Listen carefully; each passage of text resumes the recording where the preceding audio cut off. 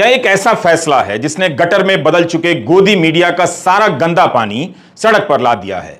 India गठबंधन ने 14 एंकरों के नाम सार्वजनिक किए हैं और कहा है कि गठबंधन के किसी भी दल का प्रवक्ता इनके नफरती कार्यक्रमों में नहीं जाएगा। यह बहिष्कार पूरे चैनल का नहीं है, केवल उन एंकरों का है और उनके कार्यक्रमों का, यानी उनके प्रवक्ता उन्हीं चैनलों के दूसरे कार्यक्रमों में हिस्सा लेते रहेंगे। इंडिया गठबंधन ने जो प्रेस रिलीज जारी की है उसमें कारण स्पष्ट होने चाहिए थे ताकि पता चलता कि आखिर उनका गठबंधन इस फैसले पर क्यों पहुंचा। अलग अलग प्रवक्ताओं ने बयान दिए हैं मगर एक साथ एक जगह पर स्पष्टता से बात नहीं आ सकी। इसके पीछे यही कहा जा रहा है कि इन एंकरों ने नफरत फैलाने की सीमा पार कर दी है। आप और हम सभी जानते हैं कि इस देश में पत्रकारिता को कैसे बर्बाद कर दिया गया। इस पेशा में अब कोई नियम कानून नहीं बचा है, उसकी बुनियाद ही पूरी तरह से ध्वस्त कर दी गई है, बदल दी गई है, केवल दलदल बचा है। आपने एक बात नोट की होगी, जब यह लिस्ट आई तो इन एंकरों ने अपना बचाव पत्रकारिता के उन्हीं उसूलों के सहारे करना शुरू कर दिया जिन्हें कुचलने में इन्होंने जरा भी रहम नहीं की।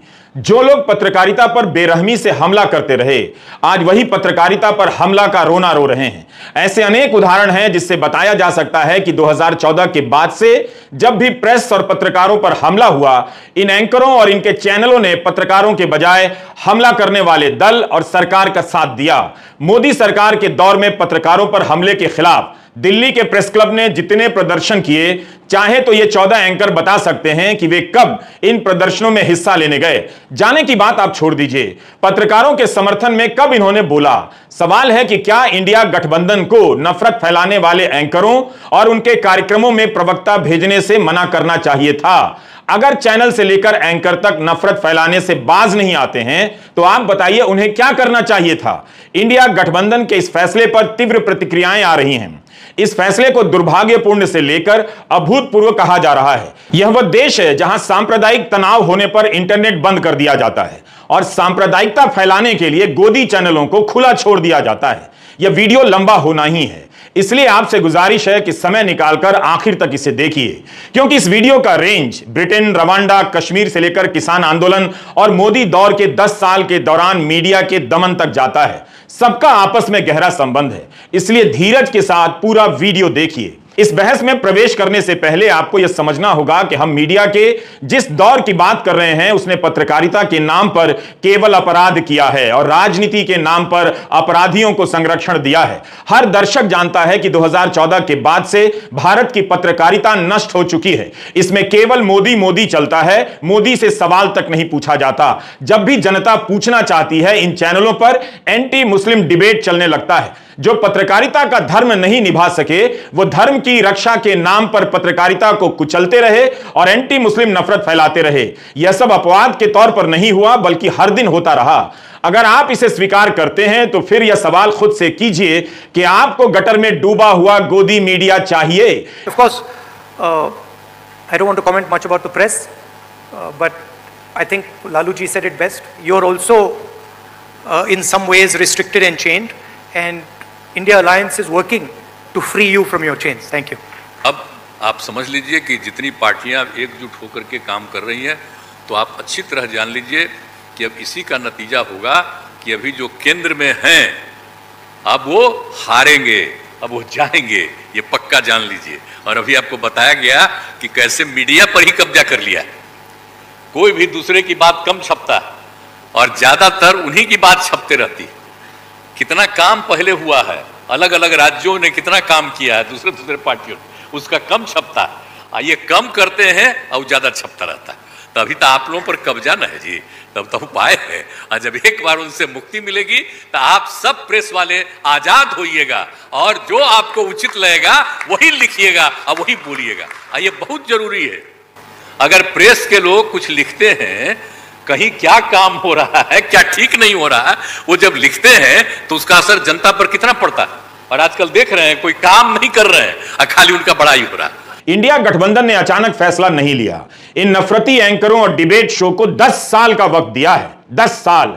2014 में अगर ऐसा फैसला आता तो कहा जा सकता था कि विपक्ष ने सोचा समझा नहीं, लेकिन 10 साल तक देखने आजमाने के बाद विपक्ष को क्या करना चाहिए था। यह समस्या दूसरे देशों में भी आई है। उन्होंने जो किया उस पर इंडिया गठबंधन अभी पहुंचा भी नहीं है, बल्कि इंडिया गठबंधन के फैसले की आलोचना इस बात को लेकर भी हो रही है कि इसके गठबंधन की सरकारें उन्हीं चैनलों को खूब विज्ञापन दिए जा रही हैं जिसके दम पर यह नफरत फैला रहे हैं। यह भी एक आलोचना है कि किसी एक एंकर के शो में नहीं जाने से क्या हासिल होगा। असल दोषी तो चैनल हैं और चैनलों के मालिक हैं, उनके नाम लिए जाने चाहिए थे। आपको यह देखना चाहिए कि इंडिया के फैसले के विरोध में किसी चैनल ने, उनके अपने चैनल ने अपने एंकर और उसके कार्यक्रम का क्या बचाव किया है, कहा है कि उसमें नफरती बातें नहीं होती हैं। मैं एक उदाहरण से बताना चाहता हूं कि ऐसा करना उनके लिए कितना मुश्किल हो जाएगा।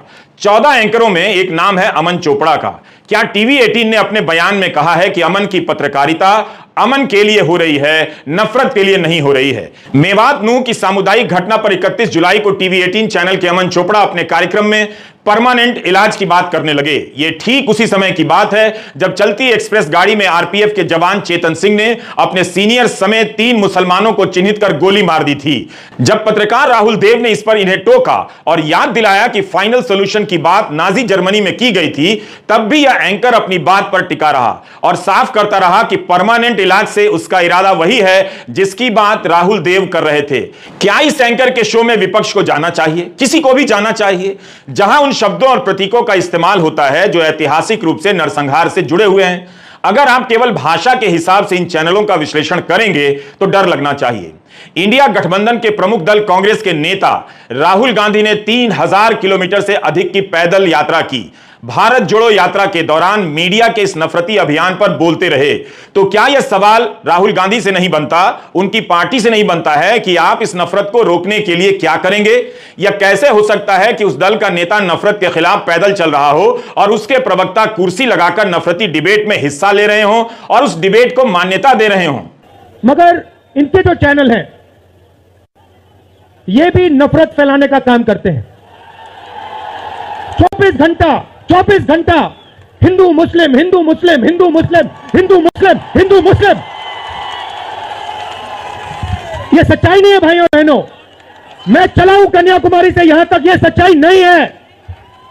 यह मीडिया में चलाया जाता है, फैलाया जाता है। तो सवाल उठता है क्योंकि यह नहीं कर रहे हैं, इनके पीछे जो शक्ति है, इनके पीछे जो शक्ति है वो कर रही है। सच तो यह है कि आलोचना विपक्ष के प्रवक्ताओं की होने लगी थी कि वे नफरत फैलाने वाले कार्यक्रमों में क्यों जाते हैं। अब जब उन्होंने कह दिया कि हम इन 14 पत्रकारों के कार्यक्रम में नहीं जाएंगे तो यह पत्रकारिता पर हमला कैसे है? नफरत फैलाने वाले इन एंकरों का कई साल का रिकॉर्ड है, एक दिन की बात नहीं है। एक सवाल उठता है कि क्या सार्वजनिक रूप से नाम प्रकाशित करने चाहिए थे, इन्हें चुपचाप करना चाहिए था? मगर इससे क्या हासिल हो जाता?